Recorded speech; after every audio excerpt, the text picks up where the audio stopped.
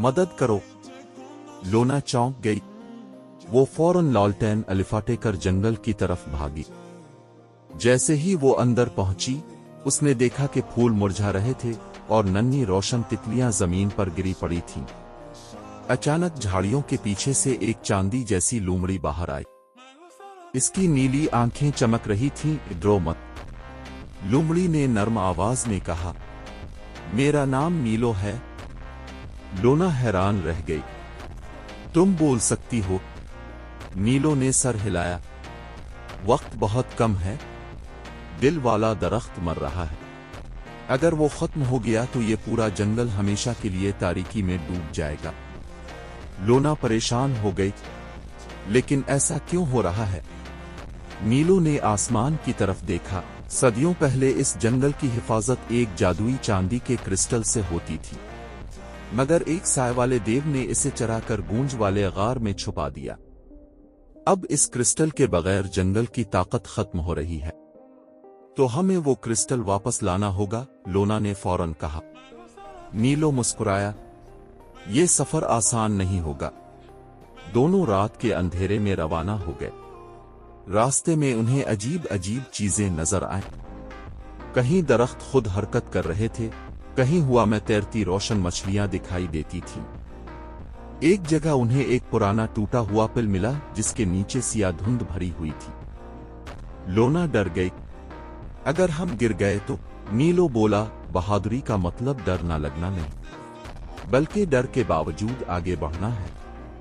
लोना ने हिम्मत की और दोनों एहतियात से पिल पार कर गए। कुछ देर बाद अचानक आसमान से खौफनाक साए जैसे परिंदे नीचे आतरने लगे। उनकी सुर्ख आंखें अंधेरे में चमक रही थीं। दौड़ो, नीलो चीखा। लोना पूरी ताकत से भागने लगी। वो दरख्तों के दरमियान से गुजरी, पत्थरों पर छलांगे लगाए और आखिरकार एक गार के अंदर जा पहुंची। ये एक गूंज वाला गार था। गार के अंदर दीवारों पर नीले क्रिस्टल जगमगा रहे थे। बीच में एक पत्थर पर चांदी का बड़ा क्रिस्टल रखा था, मगर उसके सामने धोई और साय से बना एक देव खड़ा था। इसकी आवाज पूरी गार में गूंजी, कौन है जो मेरी नींद खराब करने आया है? लोना खौफ से कांपने लगी, मगर उसने हिम्मत करके कहा, हम जंगल को बचाने आए हैं। देव जोर से हंसा। इंसान हमेशा ताकत चाहते हैं। लोना ने सर हिलाया।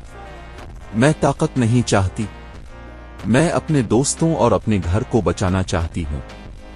कुछ लम्हों तक खामोशी छाई रही।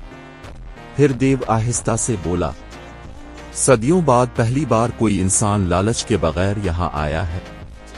उसने रास्ता छोड़ दिया। क्रिस्टल ले जाओ। जंगल ने तुम्हें चाना है।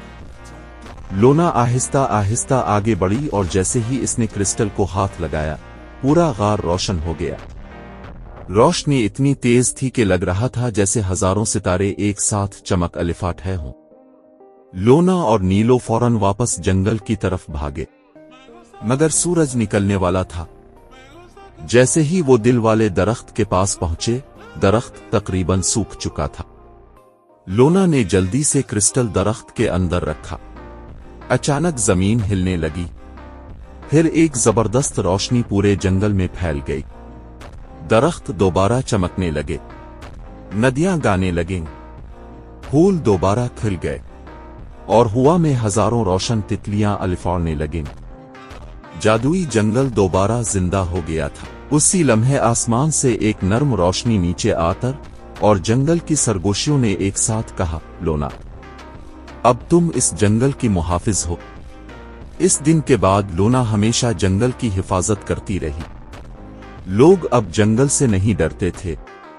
वो जान चुके थे कि असल जादू ताकत में नहीं, बल्कि बहादुरी, मोहब्बत और अच्छे दिल में होता है। और आज भी अगर कोई रात के वक्त इस जादुई जंगल के करीब जाए तो हवा में एक धीमी सी सरगोशी सुनाई देती है। मुहाफिज अभी भी यहां मौजूद है।